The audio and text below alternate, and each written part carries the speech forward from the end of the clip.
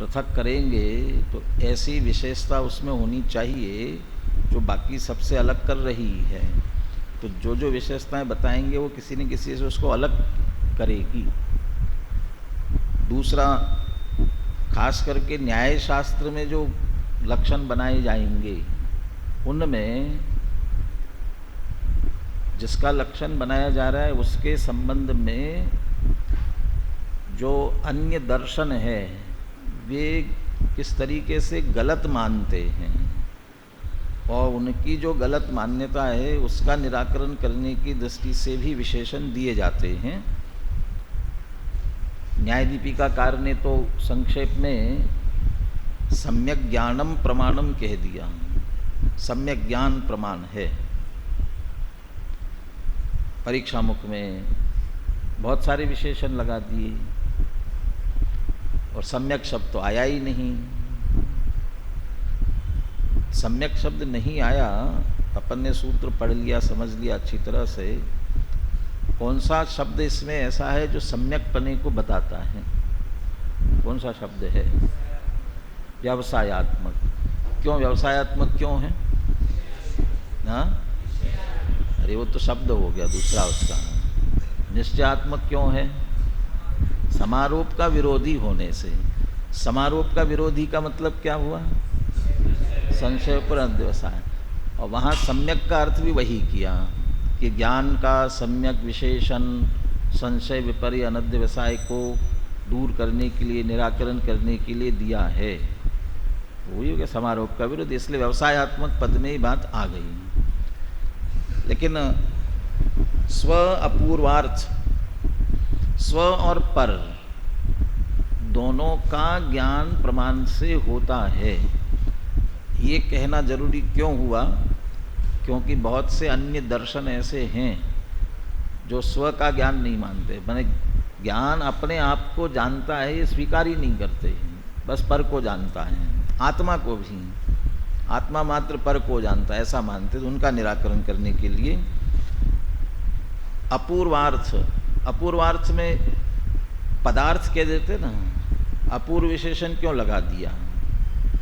के लिए जाने हुए को फिर जानना। इसे एक विशिष्ट शब्द आएगा, धारावाही ज्ञान। धारावाही, जाना हुआ, वही का वही, वही का वही जानना। इसको न्याय शास्त्र में प्रमाण नहीं माना जाता।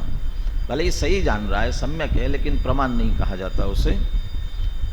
और ये भी धारावाही ज्ञान को भी कुछ प्रमाण मानने वाले होते हैं, उनका निराकरण करने के लिए दिया।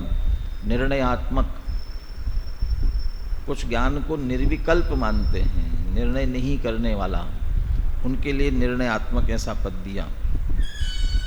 स्व की चर्चा बहुत विस्तार से की थी और अंत में 11वां सूत्र था, ऐसा कौन मूर्ख होगा जो उसके द्वारा जाने गए पदार्थ को तो प्रत्यक्ष मान रहा है, स्वीकार कर रहा है, हाँ ये इसको जानते हैं, लेकिन जिसके द्वारा जाना गया उस ज्ञान को, आत्मा को प्रत्यक्ष नहीं समझ रहा है, माने वो जाना ही नहीं गया ऐसा समझ रहा है। तो इसका अर्थ है जिसको जाना वो प्रत्यक्ष है, तो जिसने जाना वह भी निश्चित रूप से जानने में आता है, वह भी प्रत्यक्ष होता है, माने स्व का भी ज्ञान होता है।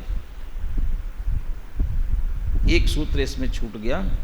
इसके बाद में छोटा सा कि प्रदीपवत, प्रदीपवत माने दीपक की तरह, ऐसा कह करके क्या कहा? कभी ऐसा लगता है दीपक क्या करता है कि पदार्थों को प्रकाशित करता है। जैन ये बात कहे तो दिक्कत नहीं है। जैन व्यक्ति, जैन दर्शन में ये बात कही जाए कि दीपक पदार्थों को प्रकाशित करता है तो दिक्कत नहीं है। अन्य दर्शन वाला कहे तो दिक्कत है। क्या दिक्कत है? अन्य दर्शन वाला कहे तो दिक्कत ये है कि वो कहेगा दीपक पदार्थों को प्रकाशित करता है, तो ये वहाँ तो एकांत है, कथनचित या साधवाद या अपेक्षा है नहीं। तो अच्छा पदार्थों को प्रकाशित करता है, स्वयं प्रकाशित नहीं होता है? नहीं, स्वयं भी होता है। तो फिर ऐसा कहो ना कि स्वयं भी प्रकाशित होता है और दूसरे को भी प्रकाशित करता है, कि नहीं ऐसा नहीं कहेंगे। क्यों? ऐसा कहेंगे तो फिर साधवाद आ जाएगा, ऐसा भी है ऐसा भी है, दोनों अपेक्षाएं आ गई तो साधवाद आ गया तो क्या करना पड़ेगा? वो तो फिर जैन दर्शन हो गया, हमारा दर्शन कहाँ रहा?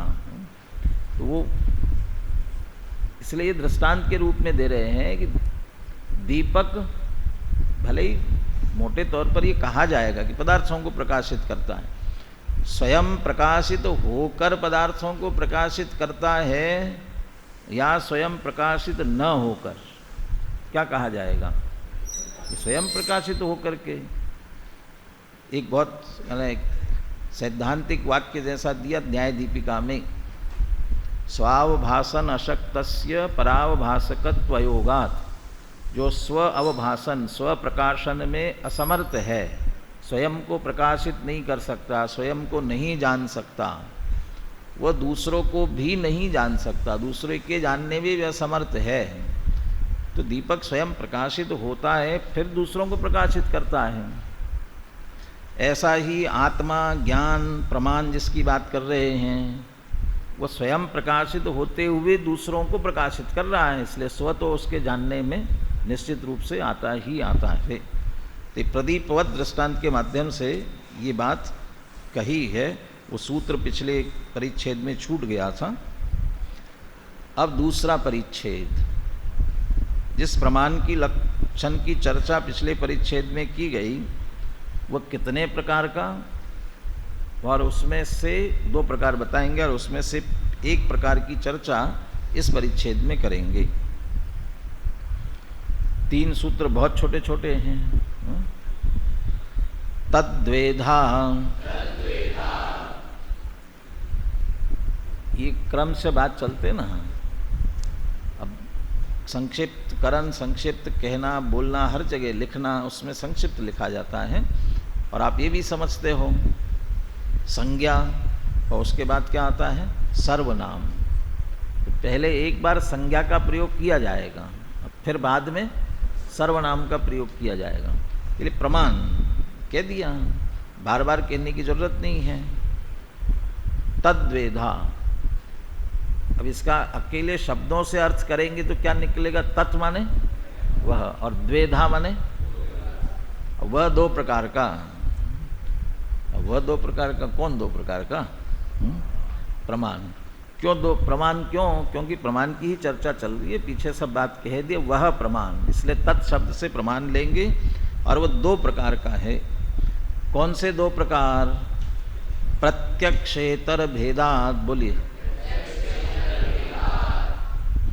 प्रत्यक्ष और इतर के भेद से, प्रत्यक्ष इतर भेदात। प्रत्यक्ष और इतर माने उससे अलग, दूसरा, भिन्न।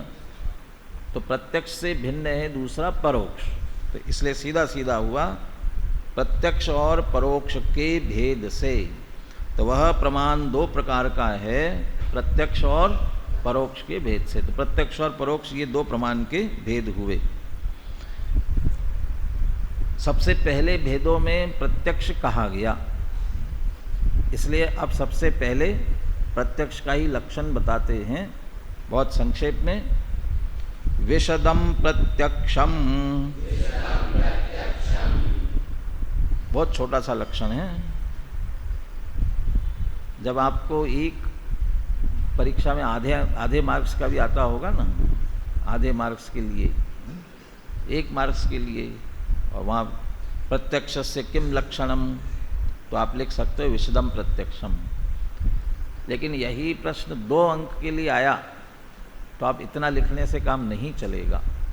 नहीं, हमने लिख तो दिया लक्षण, लक्षण तो लिखा, लेकिन 2 मार्क्स दे रहे हैं, तो फिर और क्या लिखेंगे? लक्षण तो हो गया, लक्षण तो हो गया, लेकिन विशद को प्रत्यक्ष कहा गया। ये विशद किसको कहते हैं ये बताना भी जरूरी है। तो इसलिए अगले सूत्र में विशद की व्याख्या कर रहे हैं। विशद क्या होता है, विशदता बता रहे हैं। विशदता क्या होती है, जिसको प्रत्यक्ष का लक्षण बनाया गया, ये बता रहे हैं अगले सूत्र में।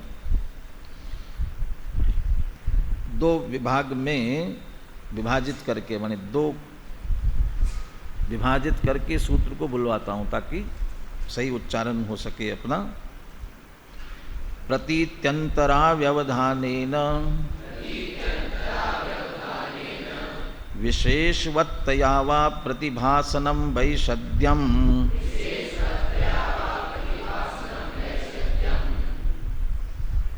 प्रतिभासन होना विशदता है, प्रतिभासनम वैषद्यम, लेकिन प्रतिभासन तो सामान्य परोक्ष में भी होता है, तो सब में प्रतिभासन जानना तो ज्ञानम प्रमाणम है, सब में होगा। इसमें ऐसी क्या विशेषता है? विशेषवत्तया, नहीं विशेष तो है लेकिन कैसी विशेषता? कि किसी पदार्थ को जाना जाएगा उसकी विशेषताओं सहित जाना जाएगा। आगे दृष्टांत इस रूप में दिया जा सकता है। अभी धुआं निकलने लग जाए, धुआं आपको दिखने लगे, दृष्टांत तो सब जगह प्रसिद्ध ही रहता है। पर्वत पर अग्नि है, किस आधार से जाना? धुआं देख करके। तो देखा वहाँ पर्वत पर धुआं निकल रहा था, तो क्या समझ लिया, क्या जान लिया कि पर्वत पर अग्नि है। तो अग्नि है ये ज्ञान हुआ ना, जाना ना हमने। अग्नि है इसका प्रतिभासन हुआ कि नहीं हुआ? प्रतिभासित जानने में आ गया। भारत में सबसे ज़्यादा क्या कहना चाहिए, निठल्ले लोग हैं, बेकाम के लोग हैं। ऐसा कुछ भी हो जाता है ना, बहुत जल्दी इकट्ठे हो जाते हैं, दौड़ दौड़ करके जाएंगे देखने के लिए, घंटों वहाँ देखते रहेंगे। अब वो जो वहाँ काम करने वाले होंगे ना, आग बुझाने के लिए आए, व्यवस्था बनाने के लिए आए, वो बेचारे परेशान हो जाते हैं। ये तुम लोग भीड़ हटे तो हम काम तो करें, भीड़ इकट्ठी हो जाती हैं। तो ऐसे किसी को जिज्ञासा हुई, क्या हो गया कि आग लगी। तो आग लगी, ज्ञान हो गया ना, जान लिया ना, फिर वहाँ क्यों जा रहे हो, क्यों जा रहे हो? इसमें आग लगी ये तो जाना, कैसी लगी है, कैसी जल रही है, ये नहीं दिख रहा है, कितनी भयंकर लग गई है, ये नहीं जानने में आ रहा है। उसकी लपटें कैसी निकल रही है, क्या क्या जल रहा है, ये नहीं जानने में आ रहा। फिर क्या करेंगे, वहाँ जाएंगे और आँखों से देखेंगे, इसको अपन प्रत्यक्ष कहते, देखा। तो वो पहले अनुमान से जाना था, उसमें ये सारी विशेषताएं जानने में नहीं आ रही थी। आग लग गई इतना जानने में आया, कैसी आग लग रही है ये नहीं जानने में आता। फिर प्रत्यक्ष जब देखते हैं तो विशेषताओं सहित बिल्कुल जैसा है वैसा सभी, तो वो विशेषताओं सहित जो जानना हो रहा है वो एक विशदता। दूसरी क्या विशेषता और इसमें प्रत्यक्ष की और क्या विशेषता कि प्रतीत्यंतर अव्यवधानेन, प्रतीति माने ज्ञान, अंतर माने दूसरा, प्रतीत्यंतर, प्रतीति और प्रतीत्यंतर माने दूसरा ज्ञान, और उसका व्यवधान माने बीच में बाधा पड़ना, और अव्यवधानेन माने बिना बाधा के, बीच में किसी दूसरे ज्ञान की बाधा बिना आए जानना।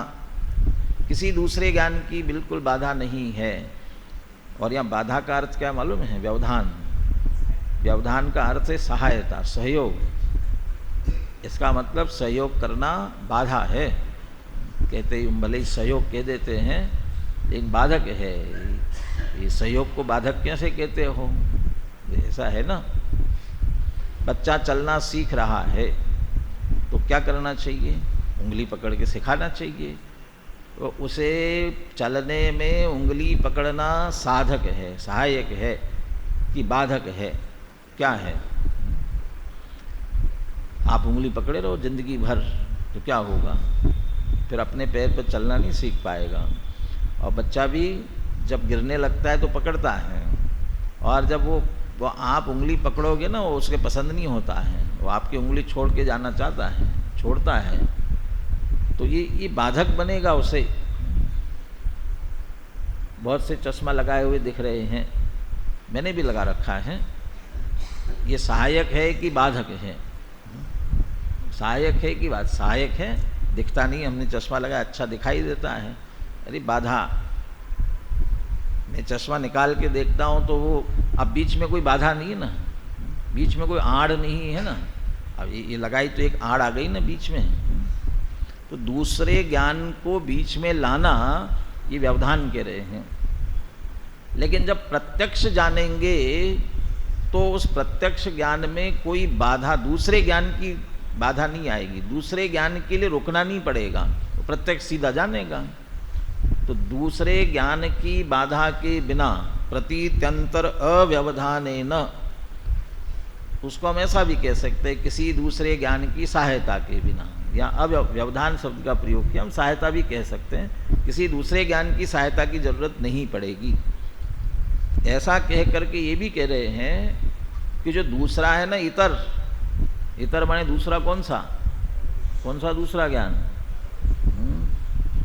कौन इधर लास्ट में, क्या नाम तुम्हारा? हाँ तुमसे पूछना। हाँ, प्रांजल। प्रत्यक्ष की चर्चा चल रही है, तो इतर दूसरा कौन होगा? परोक्ष होगा ना। तो परोक्ष ऐसा कह करके प्रत्यक्ष जो है उसके लिए अन्य ज्ञान की बाधा बीच में नहीं आती, इसका अर्थ उसे अन्य ज्ञान की सहायता की जरूरत नहीं पड़ती। ऐसा कह करके ये कह दिया कि परोक्ष ज्ञान को दूसरे ज्ञान की सहायता की जरूरत पड़ती है। कैसे पड़ती है? तो परोक्ष की चर्चा होगी, जब करेंगे वहाँ बताएंगे। इन प्रत्यक्ष ऐसा होता है कि जिसमें दूसरे ज्ञान की जरूरत नहीं पड़ती, लेकिन जब हम दूसरे की सहायता लेते हैं तब अच्छी तरह जानते हैं, बहुत सारी बातें जान लेते हैं।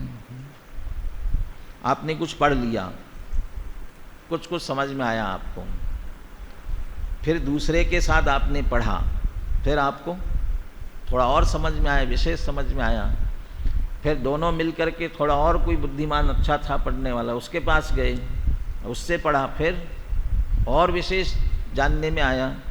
तो ये तो दूसरे से जानते तो और विशेष जानने में आता है ना, तो इसलिए दूसरे की सहायता तो लेनी चाहिए ना।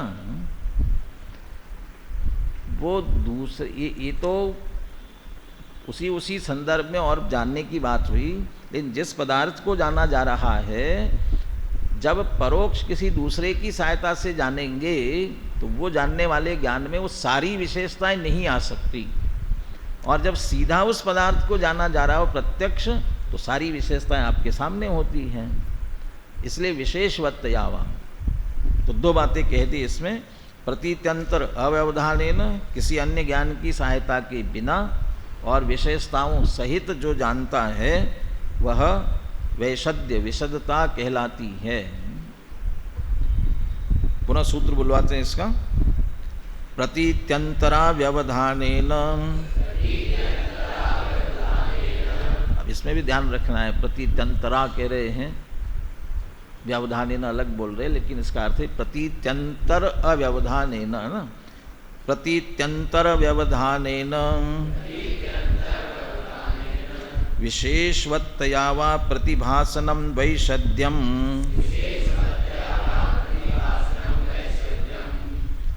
यह विशदता है, और ऐसी विशदता प्रत्यक्ष का लक्षण होती है। तो विशद ज्ञान को प्रत्यक्ष कहते हैं। अब ये प्रत्यक्ष जो है दो प्रकार का होता है, एक सामव्यावहारिक प्रत्यक्ष और दूसरा पारमार्थिक प्रत्यक्ष।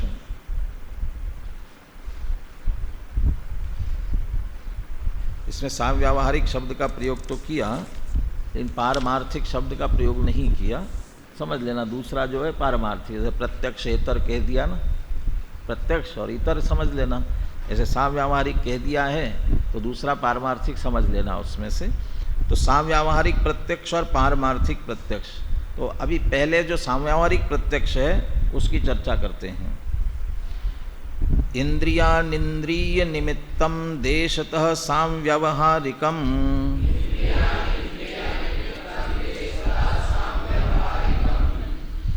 दूसरा परिच्छेद है ना, और सूत्र कौन सा चल रहा है?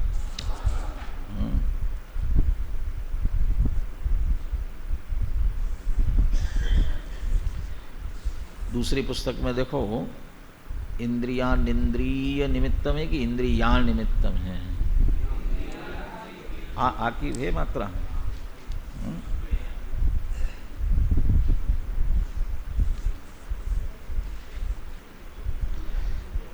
अनिमित्तम कैसे आएगा? निमित्तम आना चाहिए ना।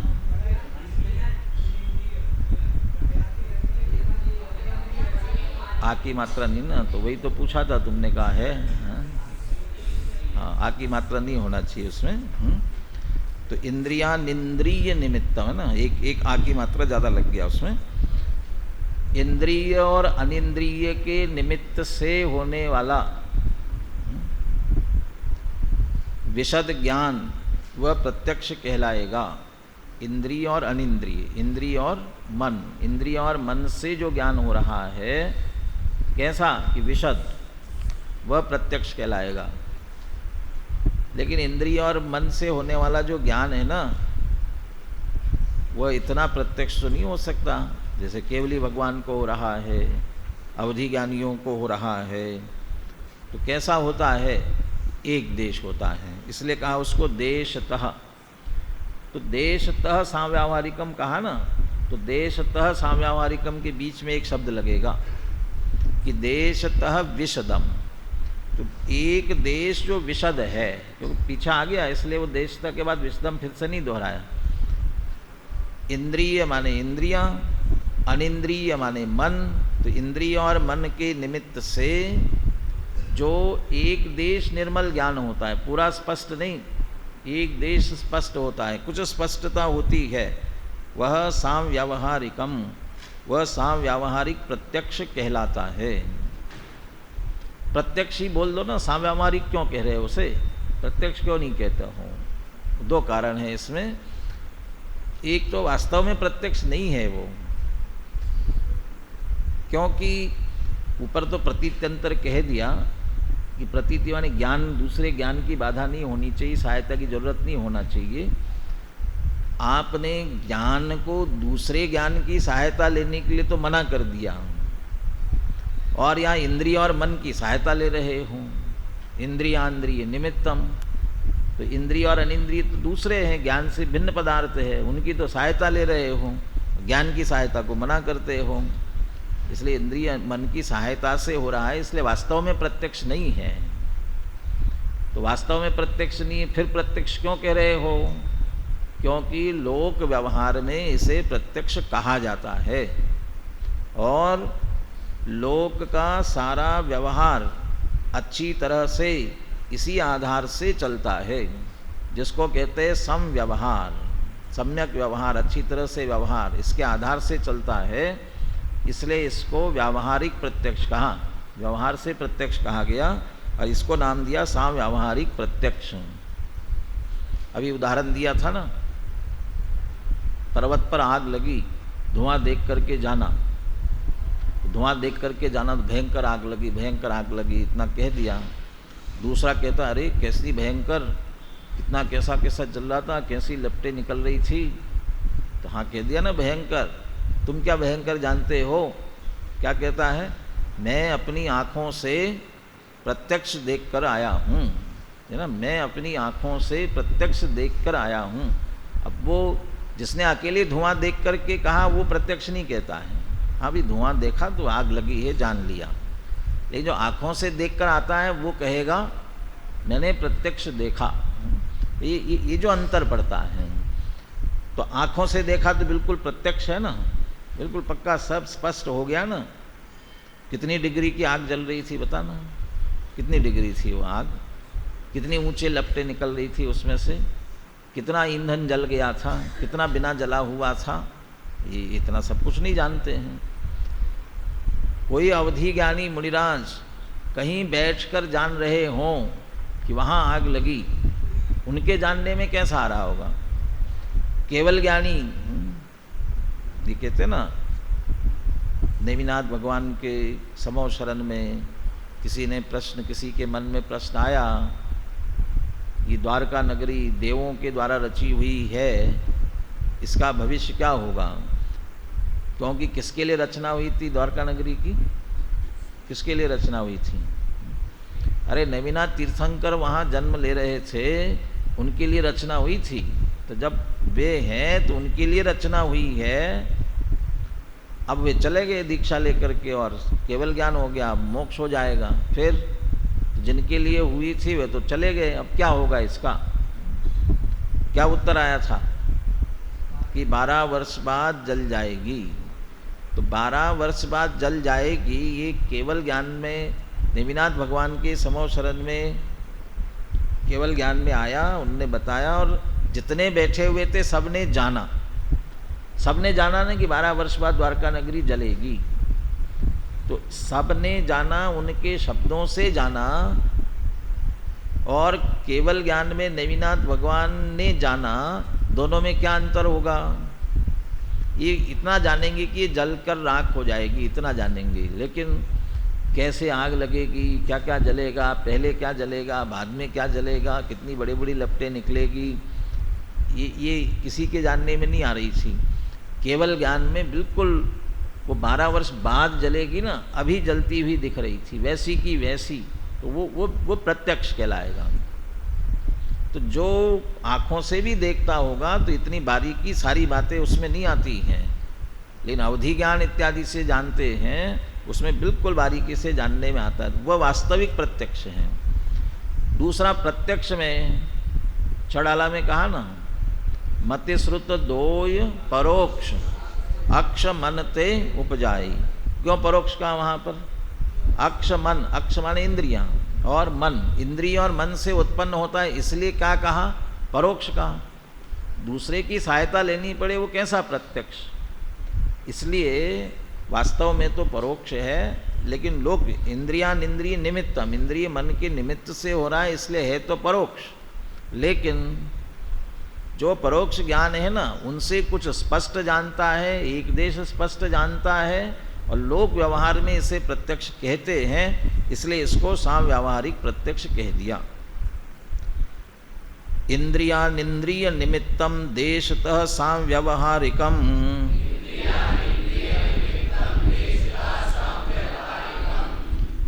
ये भी जो प्रत्यक्ष कहा ना, ये इंद्रिय अनिंद्रिय से होने वाले इन ज्ञानों को ये न्याय शास्त्र में ही प्रत्यक्ष माना गया। तत्वार सूत्र में, आगम ग्रंथों में, फिर अन्यत्र जो है सब में परोक्षी कहा गया है। तो इसलिए इसको साव्यावहारिक प्रत्यक्ष के रूप में समझना। यह मति ज्ञान, श्रुत ज्ञान जो इंद्रिय मन से होते हैं, इसलिए ये भी यहाँ पर प्रत्यक्ष के रूप में आए। तो मति श्रुत ज्ञान प्रत्यक्ष आ गए, फिर परोक्ष क्या रह गए हैं? फिर क्या रह गया परोक्ष? कि मति श्रुत ज्ञान मूल रूप से जो इंद्रिय मन से सीधे हो रहे हैं वे तो प्रत्यक्ष में आ गए। इसके अलावा भी बहुत है, मति स्मृति चिंता अभिनिबोध इत्यनर्थांतरम कहे ना, तो वे और भी हैं। तो वे किस में आएंगे वो अगले अध्याय में, अगले परिच्छेद में बताएंगे।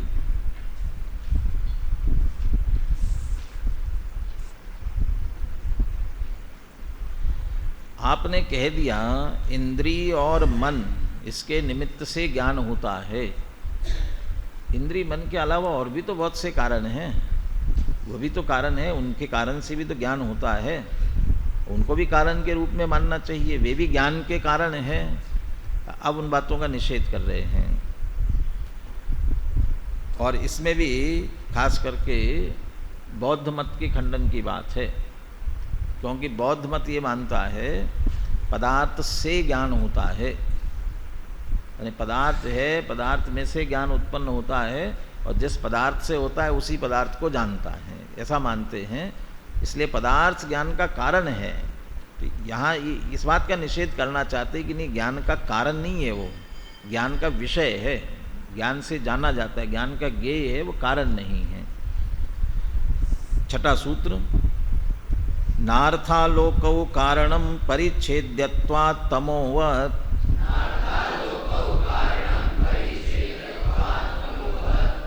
दो चीज़ों को लेते हैं, एक समझ लो सैद्धांतिक दार्शनिक बात ले ली, और एक लौकिक बात ली। लोक में हम मानते हैं कि प्रकाश से ज्ञान होता है, दिन हो गया तो हमें ज्ञान हो रहा है, और उजाला प्रकाश नहीं होता तो कैसे ज्ञान होता। और बौद्ध आदि दर्शन वाले मानते हैं कि पदार्थ है तो ज्ञान होता है, इसलिए पदार्थ से ही ज्ञान होता है, पदार्थ ही ज्ञान का कारण है। तो ये दोनों तरह का निषेध करने के लिए कहते हैं, न माने नहीं, अर्थ और आलोक। अर्थ आलोकौ, तो आलोक को आलोकौ क्यों कर दिया? आलोकौ क्यों कर दिया? द्विवचन कर दिया। क्यों? अर्थ और आलोक दो हो गए ना, इसलिए पदार्थ और आलोक माने प्रकाश, ये दोनों ही न पहले आ गया, न कारणम, ये दोनों ज्ञान के कारण नहीं है। क्यों नहीं है? कि परिच्छेद्यत्वात्, क्योंकि परिच्छेद्य का मतलब ज्ञान के विषय, ये ज्ञान से जाने जाते हैं, ज्ञान के विषय बनते हैं। तो विषय होता है, वो कारण नहीं हो सकता। जो विषय होगा वो कारण नहीं हो सकता क्या? स्वयं ज्ञान तो ज्ञान का विषय बनता है, उसे एक छोड़ दिया जाए तो बाकी जो विषय बनते हैं वे सभी कारण नहीं होते हैं। क्या दृष्टांत दे रहे हैं? तमोवत, अंधेरे की तरह। अंधेरा ज्ञान में जानने में तो आता है, विषय तो बनता है, लेकिन ज्ञान और पदार्थों को जानने में वह कारण नहीं बनता। क्यों नहीं बनता? विषय है, बस जानने में आया। तो जैसे तम माने अंधेरा, परिच्छेद ज्ञान का विषय तो बनता है, लेकिन वह और ज्ञान के लिए कारण नहीं बनता। ऐसे ही पदार्थ और प्रकाश भी जानने में तो आते हैं, लेकिन वे और किसी को जानने में कारण बनते हो ऐसा नहीं, ज्ञान के कारण वे नहीं होते हैं। तमोवत का उदाहरण क्यों दिया? अभी कहा जाए रात में कोई गड्ढे में गिर जाए तो क्या कहेगा? अरे कैसे गड्ढे में क्यों गिर गए? कि अंधेरा था। अच्छा, तुम्हें अंधेरे ने गड्ढे में गिरा दिया, अंधेरे ने गिराया ना तुमको? अंधेरे ने नहीं गिराया, लेकिन अंधेरा कारण था ना। तो अंधेरे को कारण, अंधेरा कैसे कारण बन गया? कि अंधेरे के कारण गड्ढा नहीं दिखा, माने वो ज्ञान नहीं हुआ ना, उसमें कारण बना। अब दिन में गड्ढे में गिर जाते तो क्या कहते हैं? दिन में गिरोगे तो अब तो प्रकाश है ना, उजाला है ना, फिर क्यों गिरे गड्ढे में? आप कहेंगे देख कर नहीं चला। तो इसका मतलब प्रकाश ज्ञान करा रहा था ना, तो प्रकाश ज्ञान कराता, तुम्हें कराता ना ज्ञान, क्यों नहीं कराया उसने? क्योंकि तुमने नहीं जाना, माने जानते तुम हो। प्रकाश उसमें निमित्त हो सकता है, लेकिन वो जनाता नहीं, ज्ञान का कारण नहीं कहा जाएगा। अर्थ आलोको न कारणम, पदार्थ और प्रकाश ज्ञान के कारण नहीं है। परिच्छेद्यत्वात्, क्योंकि वो ज्ञान के विषय बनते हैं। जैसे अंधकार विषय बनता है, ऐसे भी जानने में आते हैं पदार्थ और प्रकाश। और ऊपर में कहा था इंद्रियान, इंद्रिय निमित्तम, इस व्यावहारिक प्रत्यक्ष के संदर्भ में कहा था। इंद्रिय की बात आई, नीचे प्रकाश की बात आई, आलोक शब्द का ही प्रयोग किया। ये दो सूत्र पढ़कर, दो शब्दों को ध्यान में लेकर पूजन की कोई पंक्ति याद आ रही है?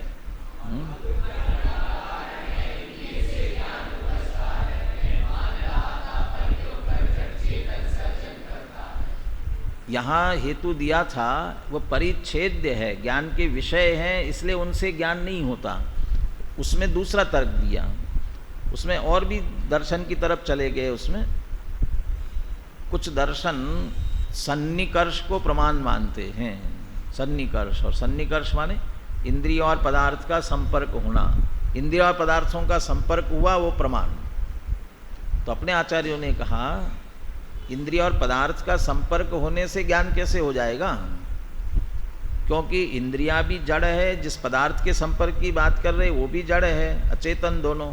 तो अचेतन ज्ञान कैसे करा सकेगा? इसलिए अचेतन से ज्ञान नहीं हो सकता, इसलिए इंद्रिय से ज्ञान नहीं हो सकता। उस बात को लिया उसमें। और दूसरा प्रकाश से ज्ञान होता है कहते हो, तो यहाँ परिच्छेद क्या हुआ? अचेतन कहा। इंद्रिय ज्ञान का कारण है और आलोक ज्ञान का कारण है। इंद्रिय से ज्ञान उपजता, यह मान रहा था, पर क्यों कर जड़ चेतन सर्जन करता है। जानने का कार्य चेतन का है, ये चेतन की सृष्टि, चेतन का सर्जन है। और ये दोनों जड़ है, प्रकाश भी जड़ है और इंद्रियां भी जड़ हैं। तो ये ज्ञान का कार्य कैसे कर सकती है? इसलिए ज्ञान का कार्य नहीं करती। ऊपर निमित्त तो कह दिया ना, वो सामावारिक प्रत्यक्ष की अपेक्षा से निमित्त कह दिया। तो पदार्थ और प्रकाश कारण नहीं है, परिच्छेद होने के कारण से तमोवत माने अंधकार की तरह। नार्थालोको कारणम परिच्छेद्यत्वात् तमोवत्,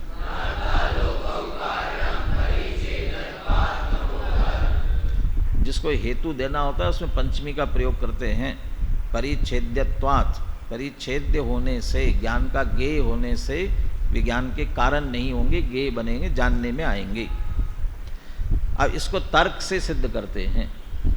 तर्क युक्ति समझ लीजिए और साथ में दृष्टांत। दृष्टांत और युक्ति से इसी बात को स्पष्ट करते हैं। दोनों बातें उसमें घटित हो जाएंगी। क्यों नहीं है पदार्थ और प्रकाश ज्ञान का कारण, इसको भी दो में विभाजित करके बोलेंगे सूत्र को। तदन्वय व्यतिरेकानुविधाना भावाच्च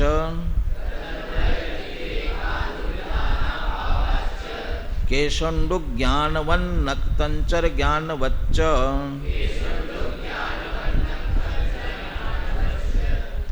दो विभाजन कर दिए ना, तो आधे में तर्क दिया, युक्ति दी, और आधे में दृष्टांत दिए।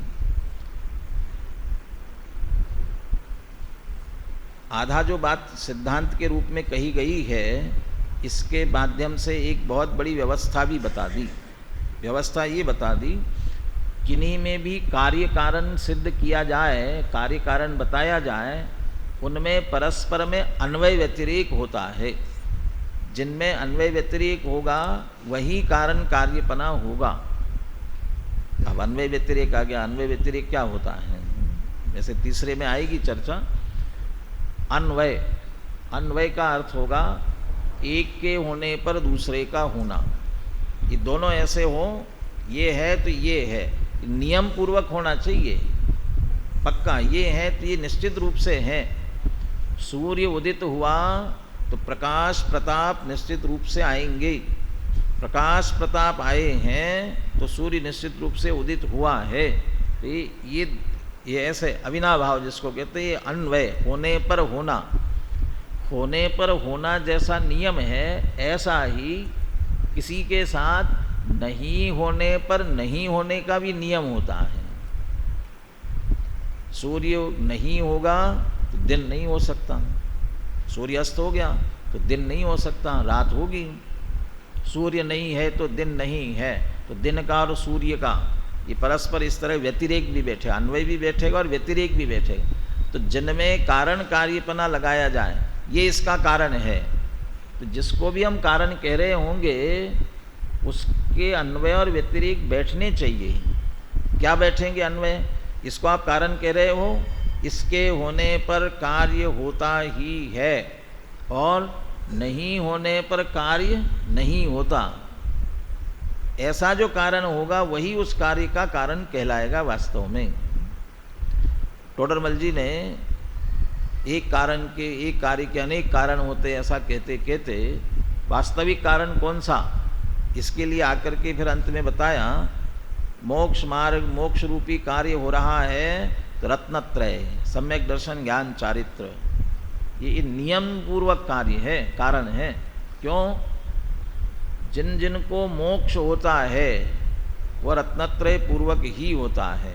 तो मोक्ष हुआ रत्नत्रय है, जिन्हें मोक्ष नहीं हुआ उनको रत्नत्रय नहीं है।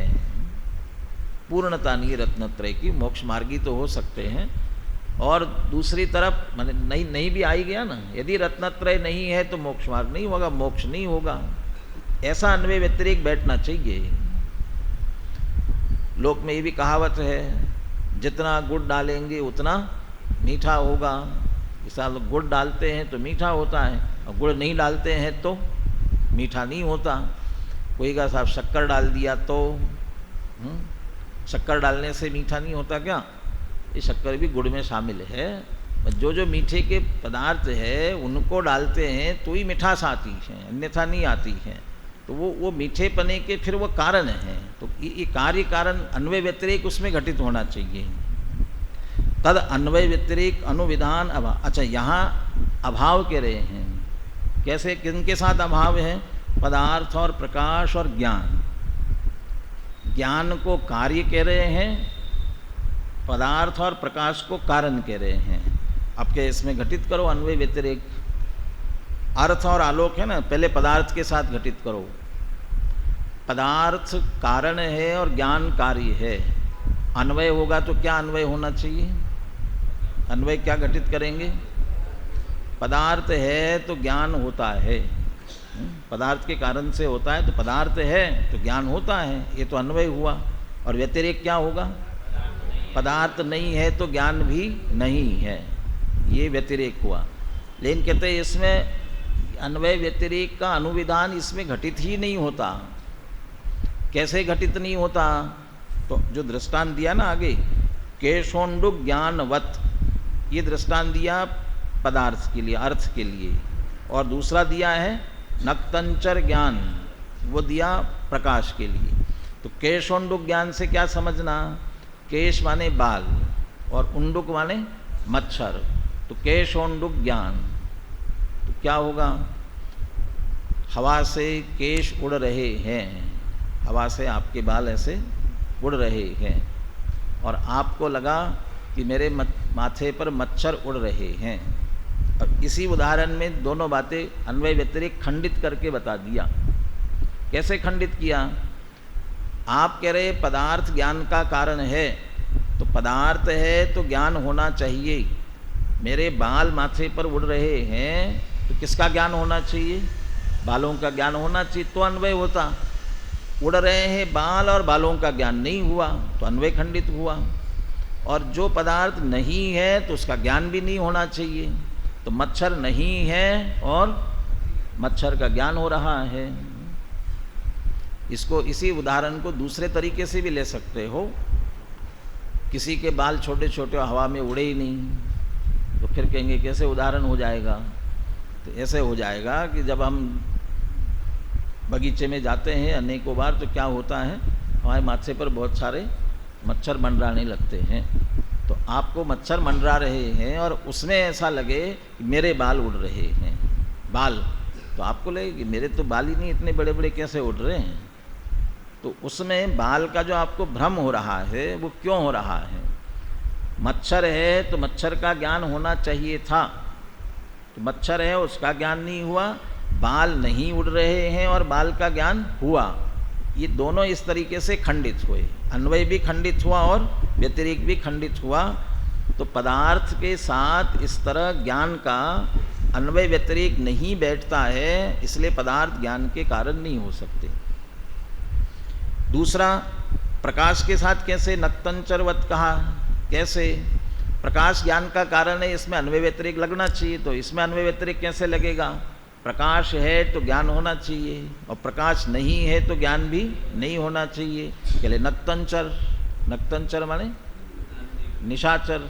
तो ये जो निशाचर रात्रि में घूमने वाले जो प्राणी हैं, उन्हें क्या होता है? रात्रि में दिखाई देता है। खास करके किसको कहते हैं? उल्लू को। इसलिए जो रात्रि में ज़्यादा जगते हैं उनको उल्लू कहते हैं। हाँ? अब क्या उल्लू की क्या विशेषता बताते हैं? प्रकाश है तो ज्ञान होना चाहिए, कि उल्लू को दिन में दिखाई नहीं दे रहा, तो प्रकाश है ना, तो उसके दिखाई देना चाहिए, तो दिखता नहीं है। और रात्रि में प्रकाश नहीं है तो नहीं दिखाई देना चाहिए था, उसे तो अंधेरा है और दिखाई दे रहा है। इस तरह से प्रकाश का भी ज्ञान के साथ अन्वय व्यतिरेक घटित नहीं होता। तो केशोंडुक ज्ञानवत और नक्तंचर ज्ञानवत, ये दो उदाहरण दे करके पदार्थ और प्रकाश का अन्वय व्यतिरेक ज्ञान के साथ नहीं है, इसलिए वे वास्तव में ज्ञान के कारण भी नहीं है। इसके लिए अगला सूत्र दिया हुआ है। पुनः सूत्र बुलाते हैं दो बार में विभाजित करके। तदन्वय व्यतिरेकानुविधाना भावाच्च केशोंडुक ज्ञानवन नक्तंचर ज्ञानवच्च।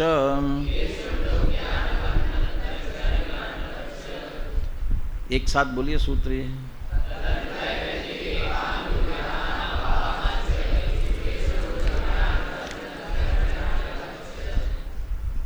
तुम भी ऐसे ही कर रहे हो जैसे मच्छर उड़ रहे हो। एक साथ अच्छे से बोलो। तदन्वय व्यतिरेकानुविधाना भावाच्च केशोंडुक ज्ञानवन नक्तंचर ज्ञानवच्च।